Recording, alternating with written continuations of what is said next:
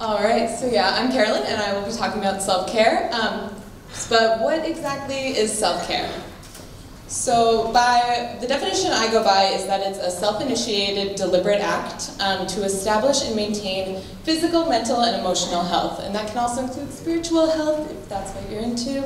Anything's open, as long as it's something that you deliberately do to take care of yourself. And what self-care is not, it is not selfish. It is not self-indulgent, because it is a necessity. And it's not bath bombs and face masks. But, I mean, it can be sometimes if you want. So I'm going to go right out and say it, in that we have a problem with self-care in tech. This industry there's a lack of it. I mean, we simply do not put enough focus on it. And it's an issue for employers, for employees, and kind of everyone within the industry. And I think part of that is because we establish a culture that we're allowing exhaustion to be a badge of honor, and we're allowing, unrealistic expectations of dedication and loyalty to products, to projects that make work-life balance seem seemingly impossible or unattainable in a lot of work cultures.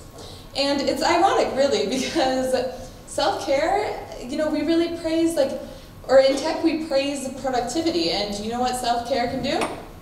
Exactly that. Self-care has a lot of really proven outcomes, and some of which are, preventing burnout or productivity loss. And also, well-rounded people who have lives outside of work and have activities that they're part of tend to be, tend to have greater minds, greater expansion, thinking beyond just their job title. And I think that can help. It's critically important for any company.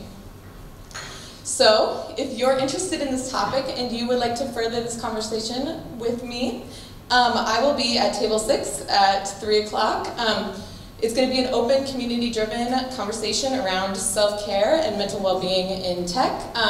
We can share resources, we can tackle questions like, how can leadership and management create a more realistic workplace?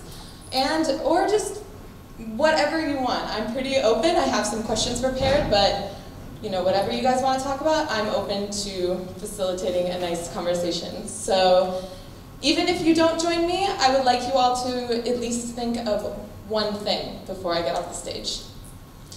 What have I done today that feels nourishing, supportive, and inspiring for my well-being? Think about that every day, and especially in this workplace scenario, this conference, and make sure that you are doing at least one thing every day. Thank you. Hi, I'm Ellie Stutz, and I'm from Israel. And I do documentation, written documentation, and I also do video documentation, about half and half. And I wanted to talk about a few things, just give about 10 really short tips on how to make video doc exciting.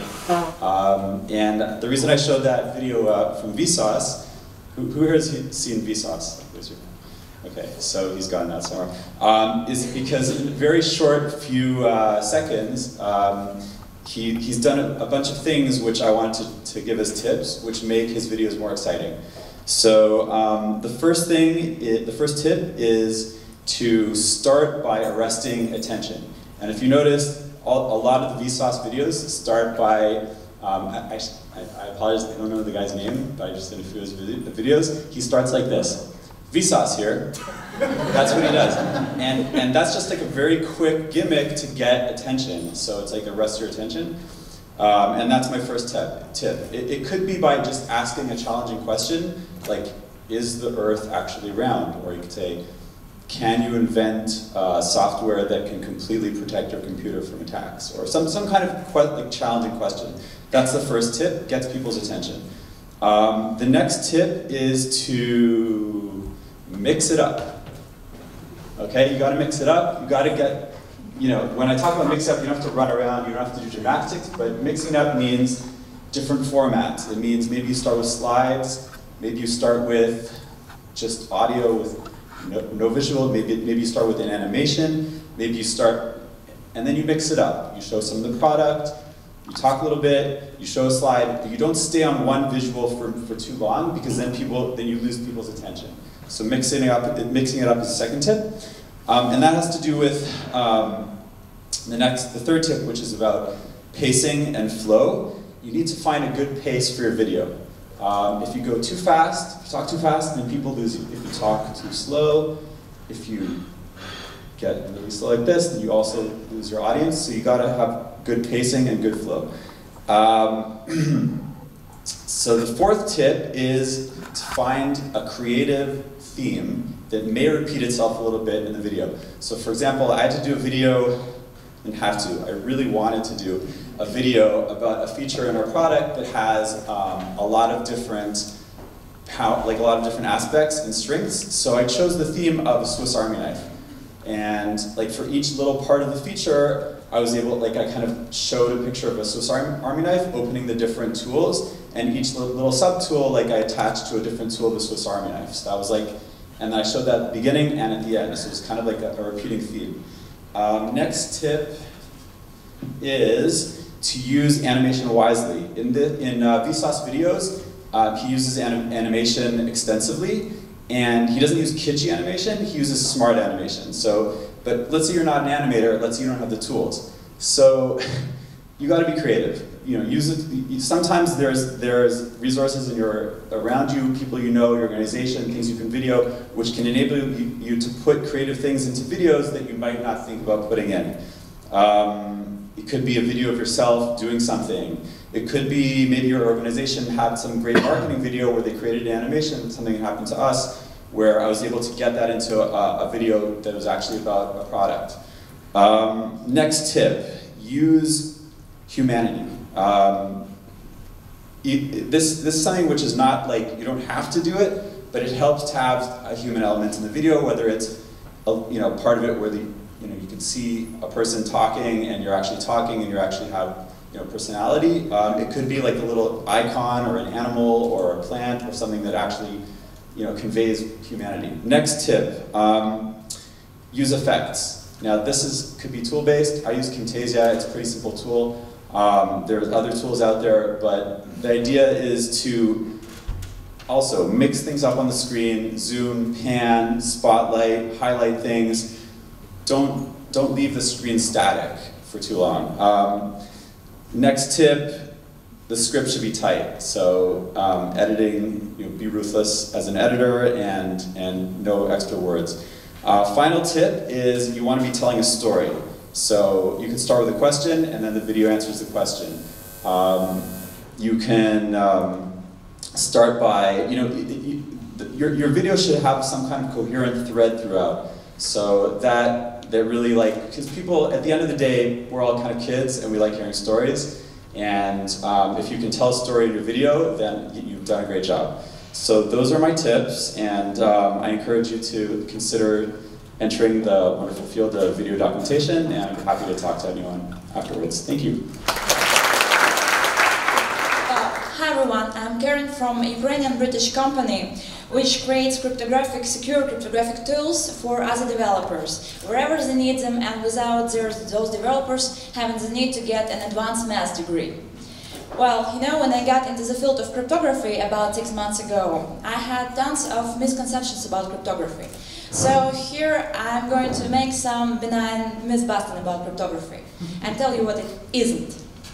Well, first of all, cryptography does not equal encryption. Cryptography is a science which studies kinds of encryption and protection of information and, well, kind of, breaking stuff to get your information or to protect your information. And, well, I thought cryptography was something very secret and something like, James Bond stuff, that everything is closed down, you get to have keys, authorization. No! The real cryptography is something that's done kind of with everyone in the field, because you do not rule your own cryptography. You don't roll out your own crypto. You create something cryptographic, then you put it in an envelope and you send it out to every professor of cryptography you could even think about. To everyone. And every wannabe hacker and every advanced professor has to try and to hack and crack whatever you created. And when they all say that, no, we don't know how to crack this thing, then your cryptography is secure and approved. So it's never appropriate. It's always somehow a crowdsourced project. Well, and what cryptography isn't, it surely isn't simple. When people develop cryptographic tools, they have to be not only developers, but really math professors and cryptography professors. So you just cannot do a course on Coursera in cryptography or web security and then roll out something. You cannot. And also, cryptography is not simple. It's not boring. Because actually cryptographers are the most fast-forward and advanced thinkers, I think, in the whole field of the IT. You know why? Ever heard about quantum computers? Anyone? Like quantum, yeah. So you know that they are the future because they are not invented yet, right? Well, actually, all the rage in cryptography right now is post-quantum cryptography, because they already know how they're going to break the cryptography that will be done by the computers that are not invented yet. So when you go like cryptographic computers and quantum computers, they say, forget about it, because, well, when they do that boring quantum computer, we already know how they're going to work and how we're going to break it all and steal all your valuable data. So, and getting really personal and intimate with cryptography, you actually use the fruit of cryptography every day. Because even you might think that this code breaking and hacking has nothing to do with me because I have no secure data. You pay every day with your card. You use your phone. And everything is actually encrypted. And sometimes when you make a transaction and pay for the coffee or burger, you should think that somewhere in Britain, somewhere in Ukraine, somewhere in Germany, in Prague, there are people who studied math, who tore their hair out, who studied algorithms and chose the algorithms for you, tried to break them, and then they integrated it. For you to be able to live a secure, safe life, where no one is actually safe, because everything will be broken eventually. And then the cryptographers will figure out a new way to encrypt and protect you. Thank you. My name is Jessica, and I'm going to tell you a story today, and I'm kind of winging it up here on the stage. So, this is my first Write-the-Docs ever the conference, and I'm super excited, and I can feel my body's going a bit nervous here, so excuse the wobble in my voice. All this talk about community here and making everyone feel welcome here has really, it made me think about my own experiences with community in the past year. So, I used to live in Cape Town in South Africa, and at the end of last year I moved to Germany in Berlin. So this is not just halfway across the world, it's a whole new town, it's a whole new language, and the whole experience of trying to fit into a new place. So thinking how this relates to the community building and Write-the-Docs. My experience, like learning a new language and everything, and saying like, how do you make people, or how do you adapt to a new country? My experience was, like, I want to tell you what happened to me in like the last week, just before I came here. I like running. It's a strange concept to some people. So last week I was out running, doing my thing, a lot of people ignoring me on the road, like as I've been ignored in Germany for the past 8 months already. And as usual, like when some runner comes from the front, you go like, okay, cool, move out of the way, like ignore, whatever. And just as I was about to pass this guy running from the front, he stuck out his hand for a high five. And I'm like, yes, high five. And like at the moment, I was like, this is so cool, I finally feel part of Germany. I feel welcome. Some random person has high-fived me in the street, and just everything changed after that. My whole day was just like walking on a cloud and going like, oh, high fives, this is cool, everything's good. And for me, I was thinking like just that one simple act. This person had no idea the way they changed my life at that moment and my experience in living in a new country. And I feel we're all here, most of the people new here for the first time. And like, how can we make people feel inclusive? And it's not just in a community, but in your workplace and everything.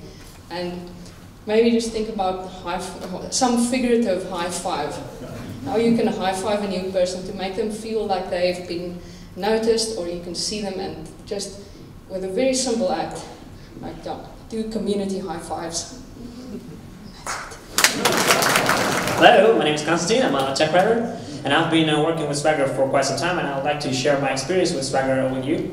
This talk is a bit of a surprise. I I didn't know it was accepted, so I will just read a lot, along my lines and all my notes. So sorry about that. So first of all, what is Swagger? A little bit of trivia. Swagger is the most popular, I think it is the most popular tool for writing API specifications in the world. It's basically not one thing, it's three things. Well, first up, it's a product that sells, that solves your problem. And the problem is writing the documentation. It's also a specification. It's a specification also known as Open API spec. And the third thing that it is also a static site generator. So it takes your spec and produces the site. So I have arguments that prove that Swagger sucks on all three levels. So let's start with the product part. So Swagger has as a product, it has certain promises. So at first it promises that you just write comments in your code and you have a documentation. So you don't have to write documentation, you don't have to hire a check writer at all. But we all know that there is much more to documentation than just API spec. We all know that there are tutorials and guides and stuff like that. So apparently Swagger does not deliver on that. So the philosophy of Swagger in general is that code first, doc second, and we all know that that is not how things work. Another promise of Swagger is that developers will write the documentation themselves because the docs is just comments and it's so close to code, so you just write a code and then you just write a comment and you have the docs. Well, it doesn't happen because the only thing you force your developers to do is to copy paste the comments from one method to another because they're not paid to. I'm not paid to write the docs, so that happens in real life. Okay, so obviously Swagger does not deliver on both promises, and this is not even the worst part. The worst part is that you cannot bypass that. So there is no way to work around that because of three reasons. The first reason, or the zero reason I call it, is because Swagger does not play well with any other tool. And that happens because, well, first off, Swagger has this horrible specification called the Open API. I'm going to talk about that a little bit later. And secondly, because Swagger forces its own static site generator upon you. So what about the spec? The spec is horrible. The spec is, on one hand, the spec is very fragile. If you omit a dot, like a full stop in the first line, well, this is a brief. But if you put a dot there, it's a description. But if you have two lines, and the first line does not have a dot, that's a brief still. But if it has a dot, that's still, the second line is a description and the first one is a brief. It doesn't matter whether you have a full stop or whether you have a period or not. So this spec will produce different results depending on whether you omit or leave the full period in text, which is horrible. Also, it does not support Markdown, and Markdown is a very friendly markup language. It supports some weird wiki flavor. I don't understand it still, and it also supports HTML, which, well, nobody writes in HTML. In the documentation. The spec is also not flexible in the sense that it was designed to document RESTful APIs, but a very restricted subset of RESTful APIs. So if you have a step left, step right, well, you cannot do that. You can't document it in Swagger. And on the other hand, so it's a third hand, the spec is overly complicated. So on one hand, it's very restrictive, but on the other hand, sorry, it's way over complicated. So in order to document just a small, in order to document just a very primitive endpoint, you have to write a lot of stuff in there. And there are these weird conventions that you're not familiar with, and you will stumble upon them eventually. So the third part is generator. Generator is bad because you cannot tweak it, and it's forced upon you, and you don't have any alternative. You cannot reuse the Swagger JSON file that they produce, and I know that because I tried that. And the alternatives. There's RAML, which is just as bad. There's Sphinx, that is good for Python. There's APDoc, which is good for JavaScript and a lot of other languages. And there's API Blueprint, which is, it looks pretty well. It looks pretty good. I haven't tried it, but it looks promising. And I will be talking tomorrow at the unconference about the API documentation. Please join me if you want to discuss Swagger and other API documenting tools. Thank you. So hi, I'm Kristof and I've got a confession to make. I've been messing with the chalice But I've got a really good reason, because there's a subgroup of you, and I know there's a lot of you, but you know, everybody's kind of like anonymous about it. But I know there's a lot of people here that are trying to learn more about API documentation. And there's quite a few talks at this conference, and I think it's one of the best conferences in the industry to learn about API documentation. But I know that there's a lot of you that want more. So, and to make sure that there is more, I've gone and made an unofficial unconference track for tomorrow morning, Tuesday morning, at table 6. And these are all the topics that I've proposed to talk about. First one is API reference documentation formats. Like Konstantin was saying, it's kind of complicated. I'm really looking forward to having him and a lot of other people to discuss that. There's also docs like code, which is a really big thing.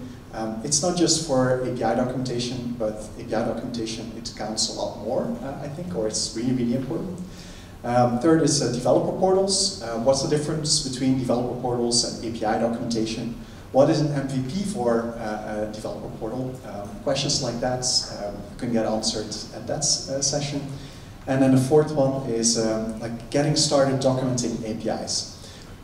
Meaning like you're new to API documentation, where do you even start? What are the things you need to learn? If your boss tells you that you're supposed to be documenting APIs next, where do you get information about that? Now, and then the last one, but that's like on the main track, but I didn't want to put anything against that because this one's about GraphQL, which is also about API documentation. So that's going to be the last session before lunch. Now, I know a little bit about all of this stuff, but I'm really no expert at any of them. So I really need help. So if you're an expert at any of these subjects, I really want to see you at the unconference to help the people that need to learn about it. Second point, we also have a dedicated API documentation event. The next one is going to be in Amsterdam. It's Tuesday, 21st of November. I just heard that's Thanksgiving week. I'm sorry, people from America. We'll do another one in North America soon. So if you want to learn more about that and all the other API Docs events that we're doing, just go to that website, apidocs.org. Yesterday, together with Sven and Paul, we started talking about this event that they've been talking about for quite a while, that I'm really excited about, which is Test the Docs. And what we decided, just like yesterday, is that we're going to do this one the day before API Docs. So if you're into testing or APIs, keep those 2 dates free. That's both going to be in Amsterdam. And the last one, if you can't get enough of API documentation news, we've got a newsletter. That's one that's my company does. If you go to that link, you can sign up for it, and you get like a weekly newsletter about API documentation. Some stuff from the Write2Docs community, some stuff that we've researched with our team. And that's all. See you tomorrow at the Room of Requirement, where we'll have the API docs. Thank you.